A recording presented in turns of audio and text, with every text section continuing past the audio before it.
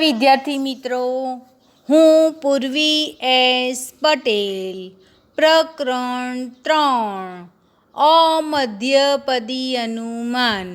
વિદ્યાર્થી મિત્રો, ગયા વિડીયોમાં આપણે વિધાનના વિરોધ એટલે શું અને તેના પ્રકારો વિશેની માહિતી મેળવી હતી.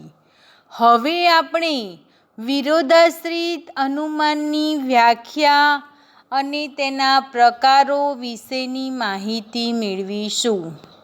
તો વિરોધાશ્રિત અનુમાનની વ્યાખ્યા. વિરોધાશ્રિત અનુમાન એટલે આધાર વિધાનની સત્યતા કે અસત્યતા પરથી તેના વિરોધી વિધાનની સત્યતા, અસત્યતા કે શંકાશીલતા અંગે તારવવામાં આવેલું અનુમાન. એટલે કે અહીંયા એમ કહી શકાય કે જે આધાર વિધાન છે, આધાર વિધાન સત્ય હોય અથવા અસત્ય હોય, એના પરથી એનું જે વિરોધી વિધાન છે એ સત્ય હોઈ શકે અથવા અસત્ય હોઈ શકે. જો આ બંનેમાંથી એક પણ ના હોય તો શંકાશીલ હોઈ શકે છે. શંકાશીલ એટલે આમાં જે આધાર વિધાન છે તે આધાર વિધાનને એકવાર સત્ય બનાવવાનું, એ જ આધાર વિધાનને બીજી વાર અસત્ય બનાવવાનું. તો શંકાશીલતામાં સત્ય અને અસત્ય એ બંનેનો સમાવેશ થાય છે. આપણે એક ઉદાહરણ જોઈએ. સર્વ માણસો મરણશીલ વ્યક્તિઓ છે. સર્વ છે એટલે હા વિધાન થયું. માટે 3 ટપકા છે એટલે માટે. કેટલાક માણસો મરણશીલ વ્યક્તિઓ નથી એટલે કે ન વિધાન થયું. આ ઉદાહરણમાં સર્વ માણસો મરણશીલ વ્યક્તિઓ છે તે સત્ય હોય તો ફલિત વિધાન એટલે કે વિરોધી વિધાન કેટલાક માણસો મરણશીલ વ્યક્તિઓ નથી અસત્ય હોવું જોઈએ એમ કહીએ તો વિધાનનો વિરોધ કહે છે. એટલે કે વિધાનના વિરોધને વિરોધાશ્રિત અનુમાન કહેવામાં આવે છે. હવે વિરોધાશ્રિત અનુમાનની રચના અને વ્યાખ્યાના આધારે કેટલાક મુદ્દાઓ તારવવામાં આવ્યા છે. અહીંયા આપણે 4 મુદ્દાઓ જોઈશું. વિરોધાશ્રિત અનુમાનની રચના વિધાનના વિરોધ પર રચાયેલી છે. એટલે કે આપણે જે વિધાન મૂકીશું ને એના વિરોધ ઉદાહરણ મૂકીશું, વિરોધી ઉદાહરણો, એના ઉપર એની રચના થયેલી છે. આધાર વિધાન અને ફલિત વિધાન એકબીજાના વિરોધી વિધાનો છે. એટલે કે જે આપણે આધાર વિધાન લખીએ છીએ એ વિધાનનું વિરોધી વિધાન લખવું. 3. આધાર વિધાન અને ફલિત વિધાનના ઉદ્દેશ્ય પદ અને વિધેય પદ સમાન હોય છે. એટલે કે આપણે બંને જે વિધાનો લખીએ છીએ એ બંને વિધાનોમાં ઉદ્દેશ્ય પદ અને વિધેય પદ બંનેમાં સરખું હોય છે. બંને પ્રકારના વિધાનોમાં ઇયત્તામાં, ગુણમાં કે ઇયત્તાને ગુણ બંનેમાં તફાવત હોય છે. એટલે કે પાછળ છે જે ગુણ એમાં તફાવત હોય છે, આગળ જે ઇયત્તા છે એમાં તફાવત હોય છે. હવે આપણે વિરોધાશ્રિત અનુમાનના પ્રકારો જોઈશું. વિરોધાશ્રિત અનુમાનના કુલ 4 પ્રકારો પડે છે. આ 4 પ્રકારો વિધાનના વિરોધને આધારે પડે છે. નંબર 1, આશ્રયાશ્રિત વિરોધાશ્રિત અનુમાન. ડાબી અને જમણી બંને બાજુ નંબર 2, અંશ વિરોધાશ્રિત અનુમાન ઉપરની સાઈડે. નંબર 3, ઉપવિરોધાશ્રિત અનુમાન નીચેની સાઈડે. નંબર 4, પૂર્ણ વિરોધાશ્રિત અનુમાન, જે ચોરસ છે એની અંદર ચોકડીની નિશાની એ પૂર્ણ વિરોધાશ્રિત અનુમાન છે. તો હવે આપણે વિરોધાશ્રિત અનુમાનના નિયમો વિશેની માહિતી મેળવીશું. હવે આ નિયમો કેવી રીતે બનશે એના પહેલાં આપણે એની વ્યાખ્યા વિશેની થોડી માહિતી મેળવી લઈશું. 2 સમાન ઉદ્દેશ્ય અને વિધેય પદવાળા વિરોધી વિધાનો વચ્ચે તાર્કિક સંબંધ હોય છે. કોઈ પણ એક વિધાનની સત્યતા કે અસત્યતાને આધારે તેના વિરોધી વિધાનની સત્યતા, અસત્યતા કે શંકાશીલતા અંગે અનુમાન થઈ શકે છે. આમ જોવા જઈએ તો આ નિયમોની સમજૂતીની વ્યાખ્યા વિરોધાશ્રિત અનુમાનની વ્યાખ્યા પરથી જ બની છે. હવે આપણે પ્રકાર નંબર 1 લઈશું. એ પહેલા પ્રકારના કુલ 4 નિયમો બને છે. એ 4 નિયમો ચોરસના આધારે જ બનાવ્યા છે. એટલે કે આપણે વિધાનના વિરોધની ચોરસ આકૃતિ જોઈ હતી અગાઉના વિડીયોમાં. એના આધારે જ આપણે આ 4 નિયમો ભણવાના છે. પહેલા નંબરનો નિયમ એમ કહે છે, જો સર્વદેશી વિધાન સત્ય હોય તો એકદેશી વિધાન પણ સત્ય જ હોય છે. તો હવે આપણે અહીંયા ચોરસને યાદ કરીશું. આશ્રયશ્રિત કોની વચ્ચે હોય છે? તો હા અને હ, ના અને ન. એટલે કે ડાબી અને જમણી બંને બાજુએ આશ્રયશ્રિત વિરોધાશ્રિત વિરોધ હોય છે. હા એટલે સર્વદેશી વિધાન, હ એટલે એકદેશી વિધાન. જો સર્વદેશી વિધાન એટલે કે હા સત્ય હોય તો એકદેશી વિધાન પણ સત્ય જ હોય છે. એટલે કે હ સત્ય જ હોય છે. આપણે આમાં ઉદાહરણો જોઈશું. તો એમાં પહેલાં તો યાદ કરી લેવાનું, આશ્રયશ્રિત વિરોધાશ્રિત વિરોધ કોની વચ્ચે છે? હા ને હ, ના ને ન. જો હા સત્ય તો હ સત્ય, જો ના સત્ય તો ન સત્ય. હવે આપણે એક ઉદાહરણ જોઈએ. સર્વ વૈજ્ઞાનિકો પ્રયોગશીલ વ્યક્તિઓ છે. હા એ સર્વદેશી વિધાન સત્ય હોય તો કેટલાક વૈજ્ઞાનિકો પ્રયોગશીલ વ્યક્તિઓ છે. હ એ એકદેશી વિધાન પણ સત્ય જ હોય છે. એવું અનુમાન થઈ શકે છે. આપણે બીજું ઉદાહરણ જોઈએ. જો કોઈ પણ માણસ સંપૂર્ણ વ્યક્તિ નથી, એટલે કે ના એ સર્વદેશી વિધાન સત્ય હોય તો કેટલાક માણસો સંપૂર્ણ વ્યક્તિ નથી, ન એ એકદેશી વિધાન સત્ય છે. એવું અનુમાન થઈ શકે છે. એટલે કે અહીંયા આપણે સર્વ છે એટલે હા સત્ય, કેટલાક છે એટલે હ સત્ય. સર્વ ફૂલો કોમળ છે એ સર્વદેશી વિધાન સત્ય છે, કેટલાક ફૂલો કોમળ છે એ એકદેશી વિધાન સત્ય છે.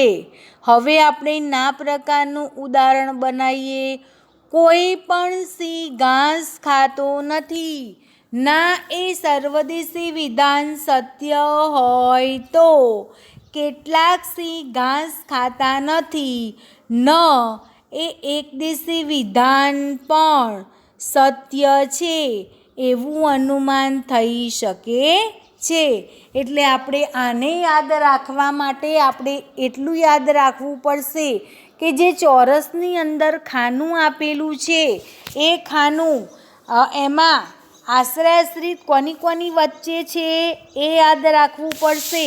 એને આધારે આપણે હા ને હ ને ના ને ન એના ઉપરથી વિધાનો બનાવી શકીશું. ટૂંકમાં જો કદાચ આ નિયમ યાદ ના રહે તો ચોરસ આકૃતિને આધારે આપણે વ્યાખ્યા પણ બનાવી શકીએ અને ઉદાહરણ પણ બનાવી શકીએ. હવે નિયમ નંબર 2. આપણે પહેલાં સત્ય લેતા હતા ને, હવે અસત્ય લેવાનું. જો સર્વદેશી વિધાન અસત્ય હોય તો એકદેશી વિધાન શંકાસ્પદ હોય છે. અહીંયા એમ કીધું છે, સર્વ અધ્યાપકો આનંદી વ્યક્તિઓ છે. હા, એ સર્વદેશી વિધાન અસત્ય હોય તો કેટલાક અધ્યાપકો આનંદી વ્યક્તિ છે. એ એકદેશી વિધાન સત્ય છે એવું અનુમાન થઈ શકે છે. આમાં જે ઉદાહરણ આપેલું છે એ પણ કોને આધારે આપેલું છે? ડાબી અને જમણી બંને બાજુએ આવેલા વિરોધાશ્રિત વિરોધને આધારે. ચોરસની અંદર આશ્રયાશ્રિત હા ને હ વચ્ચે છે, ના ને ન વચ્ચે છે. તો આમાં પણ એ જ પ્રમાણે ઉદાહરણ બનાવવાનું. અહીંયા હું એક બીજું ઉદાહરણ આપું છું. સર્વ, અહીંયા અધ્યાપકો આનંદી વ્યક્તિઓ છે એની જગ્યાએ હું શું લઈશ? સર્વ. અહીંયા કાગડા કાળા છે એ વિધાન અહીંયા હું સત્ય બોલી, પણ આપણે કાળાની જગ્યાએ આપણે શું બોલવાનું? સર્વ કાગડા ઉડે છે. એટલે સર્વ કાગડા ઉડે છે એ પણ આપણે સત્ય બનાવ્યું. પણ આમાં આપણે કઈ રીતે જોવાનું? કદાચ કોઈ કાગડો બેઠેલો જોયો હોય એના આધારે આપણે ઉદાહરણ બનાવીએ. સર્વ કાગડા ઉડે છે તો એ ઉદાહરણ ખોટું પડી જાય. એટલે આ સર્વદેશી વિધાન અસત્ય સાબિત થાય. એના સિવાય પણ એમ પણ કહી શકાય. હવે આ ઉદાહરણ કાગડાનું તમે આપો એ કદાચ સચોટ ના પણ હોય, પણ ક્યારેક એવું બની શકે છે કે ફૂલોનું ઉદાહરણ લો એ સચોટ લેવાનું. સર્વ ફૂલો ખીલેલા છે. તો આ ઉદાહરણ હું કેવું બોલી? અસત્ય બોલી, કારણ કે બધા જ ફૂલો ખીલેલા હોતા નથી. એના ઉપરથી કહી શકું કેટલાક ફૂલો ખીલેલા છે. તો આ ઉદાહરણ હું કેવું બોલી? તો સાચું બોલી. આગળ જે મેં ઉદાહરણો બતાવ્યા તમને સર્વ છે ને લગતા, એટલે કે અસત્ય બતાવ્યા. એ અસત્ય એટલા માટે બતાવ્યા છે કે તમે ક્યાં સત્ય બનાવી શકો ને ક્યાં અસત્ય બનાવી શકો તે ખબર પડે. હવે આપણે બીજું ઉદાહરણ જોઈએ કે સર્વ માણસો અમર વ્યક્તિઓ છે. આ સર્વદેશી વિધાન કેવું બન્યું છે? અસત્ય. એના ઉપરથી કેટલાક માણસો અમર વ્યક્તિઓ છે. આ એકદેશી વિધાન કેવું બન્યું? અસત્ય. હવે આપણે બીજા ઉદાહરણમાં અસત્યતા બતાવવાની છે. પહેલા ઉદાહરણમાં આપણે સત્યતા બતાવી અને બીજા સત્યતા બતાવી એટલે પહેલું વિધાન અસત્ય હોય તો બીજું વિધાન સત્ય. આમાં પહેલું વિધાન અસત્ય હોય તો બીજું વિધાન અસત્ય. એટલે આમાં આપણે એકવાર સત્ય રાખ્યું અને એકવાર અસત્ય રાખ્યું. કેમ રાખ્યું? કારણ કે શંકાશીલ છે એટલા માટે. શંકાશીલમાં જે તમે ઉદાહરણ આપેલું હોય એને એકવાર સત્ય બનાવવાનું, બીજી વાર અસત્ય બનાવવાનું. તો પહેલાં તો આપણે અસત્યનું સત્ય બનાવી દીધું. હવે અસત્યનું અસત્ય બનાવીશું. અહીંયા અમરનું ઉદાહરણ લીધું છે. આની જગ્યાએ આપણે ઉદાહરણ લઈ શકીએ. સર્વ માણસોને 2 શિંગડા હોય છે. આ સર્વદેશી વિધાન કેવું બન્યું? અસત્ય. એના ઉપરથી કહી શકું કેટલાક માણસોને 2 શિંગડા હોય છે. આ એકદેશી વિધાન કેવું બન્યું? અસત્ય. તો પહેલા ઉદાહરણમાં સત્ય બતાવ્યું અને બીજા ઉદાહરણમાં અસત્ય બતાવ્યું. સત્ય અને અસત્ય બતાવો તો શંકાશીલ બની જાય છે. એટલે કે કીધું છે કે આશ્રયાશ્રિતમાં હા અસત્ય, તો હાનું આશ્રયાશ્રિત હ શંકાસ્પદ, ના અસત્ય તો નાનું આશ્રયાશ્રિત ન શંકાસ્પદ. હવે આપણે બધા જ ઉદાહરણ આપવા જરૂરી નથી. પહેલાંનું ઉદાહરણ આપ્યું તો પણ ચાલે, બંનેમાંથી એકનું ઉદાહરણ આપી શકાય છે. હવે નિયમ નંબર 3, જો એકદેશી વિધાન સત્ય હોય તો સર્વદેશી વિધાન શંકાસ્પદ. આમ જોવા જાઓ તો નિયમ નંબર 3 નિયમ નંબર 2નો વિરોધી કહેવામાં આવે છે. હવે એકદેશીની વાત કરી, આપણે ઉપરથી નીચે તરફ જોતા હતા ચોરસ આકૃતિમાં. હવે આપણે શું કરીશું, નીચેથી ઉપર તરફ જોવીશું. જેમ પહેલામાં સર્વદેશી વિધાનને સત્ય બતાવતા હતા, બીજામાં સર્વદેશી વિધાનને અસત્ય બતાવ્યું, તો આમાં આપણે શું કરીશું, નિયમ નંબર 3માં એકદેશી વિધાનને સત્ય બતાવીશું, નિયમ નંબર 4માં એકદેશી વિધાનને અસત્ય બતાવીશું. તો હવે નિયમ નંબર 3 વિસ્તારથી જોઈએ આપણે. જો એકદેશી વિધાન સત્ય હોય તો સર્વદેશી વિધાન શંકાસ્પદ, સત્ય તો હા શંકાસ્પદ, ન સત્ય હોય તો ના શંકાસ્પદ. નીચેથી ઉપરની તરફ, કેટલાક માણસો મરણશીલ વ્યક્તિઓ છે. એ એકદેશી વિધાન સત્ય હોય તો સર્વ માણસો મરણશીલ વ્યક્તિઓ છે. હા, એ સર્વદેશી વિધાન સત્ય હોય છે. આપણે બીજી રીતે કહી શકીએ કે કેટલાક પક્ષીઓને ચાંચ હોય છે, વિધાન સત્ય હોય. એટલે કે એકદેશી વિધાન સત્ય હોય તો સર્વ પક્ષીઓને ચાંચ હોય છે, એ સર્વદેશી વિધાન સત્ય હોય છે. અહીંયા એક ઉદાહરણ બીજું આપેલું છે, કેટલાક માણસો દયાળુ વ્યક્તિઓ છે. એ એકદેશી વિધાન સત્ય હોય તો સર્વ માણસો દયાળુ વ્યક્તિઓ છે. એ સર્વદેશી વિધાન અસત્ય બને છે. આના ઉપરથી બીજું ઉદાહરણ આપી શકાય, કેટલાક નોકરો પ્રામાણિક છે. એ એકદેશી વિધાન સત્ય હોય તો સર્વ નોકરો પ્રામાણિક છે. એ સર્વદેશી વિધાન કેવું બને છે, એ સર્વદેશી વિધાન અસત્ય બને છે. આમ અહીંયા એકદેશી વિધાન સત્ય હોય તો સર્વદેશી વિધાન સત્ય. આનો અર્થ એ કે એકદેશી વિધાન સત્ય હોય તો સર્વદેશી વિધાન શંકાસ્પદ. શંકાસ્પદમાં એકવાર સત્ય અને એકવાર અસત્ય બતાવવું. જો સત્ય હોય તો શંકાસ્પદ, જો ન સત્ય હોય તો ના શંકાસ્પદ. ચોરસના આધારે નીચેથી ઉપર તરફ જવું. હવે નિયમ નંબર 4, જો એકદેશી વિધાન અસત્ય હોય તો સર્વદેશી વિધાન પણ અસત્ય. હવે તમે જોવા જાઓ ને તો નિયમ નંબર 1 જોયો ને, એક નિયમ નંબરનું વિરોધી નિયમ નંબર 4. એકમાં શું કહેતા હતા, સર્વદેશી વિધાન સત્ય, એકદેશી વિધાન સત્ય. જ્યારે 4માં શું આવ્યું, સર્વદેશીની જગ્યાએ એકદેશી, સત્યની જગ્યાએ અસત્ય. જો સર્વદેશી વિધાન પહેલામાં સત્ય જોઈતું તો આમાં એકદેશી વિધાન અસત્ય જોવાનું. એટલે નિયમ નંબર 4માં કીધું છે, જો એકદેશી વિધાન અસત્ય હોય તો સર્વદેશી વિધાન પણ અસત્ય હોય. કેટલાક માણસો અમર વ્યક્તિઓ છે. એકદેશી વિધાન અસત્ય હોય તો સર્વ માણસો અમર વ્યક્તિઓ છે. સર્વદેશી વિધાન પણ અસત્ય હોય છે.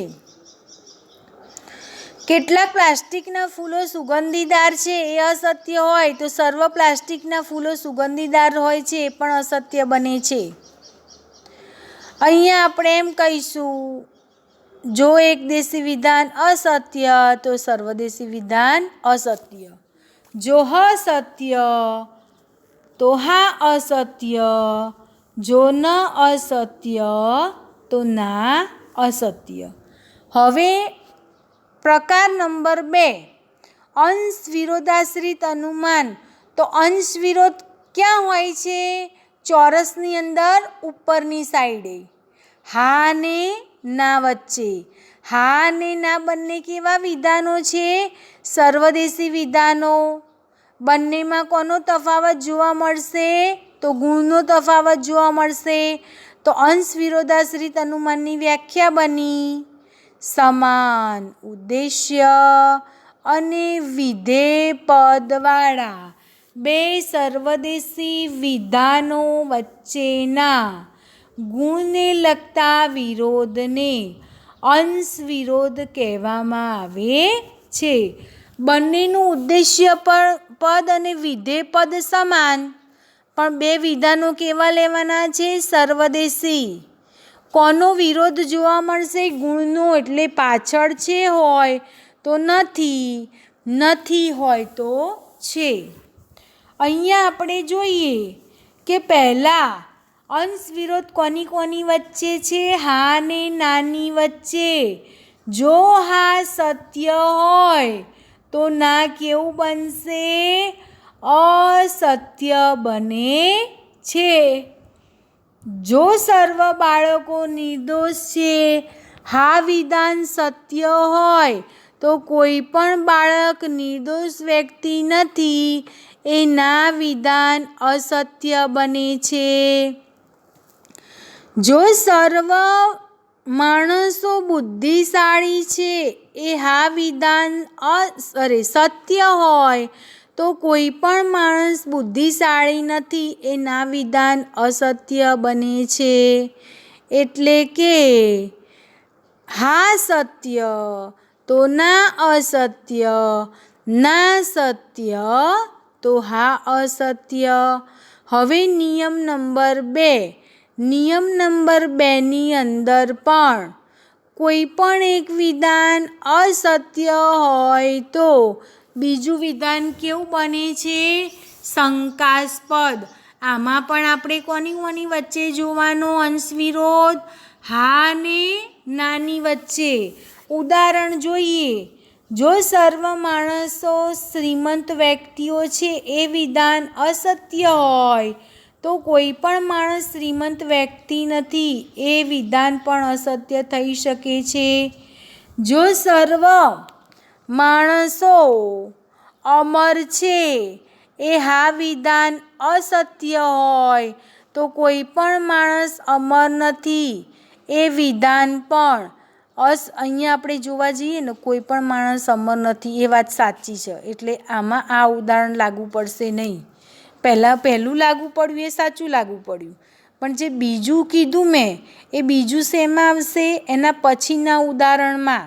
એના પછીના ઉદાહરણમાં કહીશું તો આપણે એક અસત્ય બનાવીશું અને બીજું સત્ય બનાવીશું, એમાં લાગુ પડે છે. સર્વ માણસો અમર વ્યક્તિઓ છે, જો આમાં આવી ગયું એ વિધાન અસત્ય હોય તો કોઈ પણ માણસ અમર વ્યક્તિ નથી, એ વિધાન સત્ય છે. આ જે હું ઉદાહરણ બોલી આમાં આવી ગયું, પણ પહેલાં માટે તો આપણે બીજું ઉદાહરણ બનાવીએ. સર્વ માણસો અભિમાની છે, આ હા વિધાન અસત્ય છે. કોઈ પણ માણસ અભિમાની વ્યક્તિ નથી, એ ના વિધાન અસત્ય બને છે. આની અંદર પહેલું અસત્ય અને બીજું પણ અસત્ય, અને હમણાં આપણે અમરનું બનાવ્યું, એ પહેલું અસત્ય અને બીજું સત્ય. એટલા માટે કીધું છે કે જો હા અસત્ય હોય તો ના શંકાસ્પદ, અને જો ના અસત્ય હોય તો હા શંકાસ્પદ. અહીંયા આપણે બનાવ્યું, અસત્યનું સત્ય બનાવ્યું, અને ફરીના ઉદાહરણમાં પણ અસત્યનું અસત્ય બનાવ્યું, એટલે શંકાશીલ બન્યું કહેવાય. તો આ રીતે આપણે જે બે પ્રકારના વિરોધાશ્રિત વિરોધ જોયા એની અંદર પહેલામાં 4 નિયમો જોયા અને બીજામાં 2 નિયમો જોયા. આ નિયમો તૈયાર કરી દેવા અને નિયમના આધારે પણ મનોયત્નમાં ઉદાહરણ બનાવવાના આવશે. એટલે નિયમો તૈયાર કરી દેવા.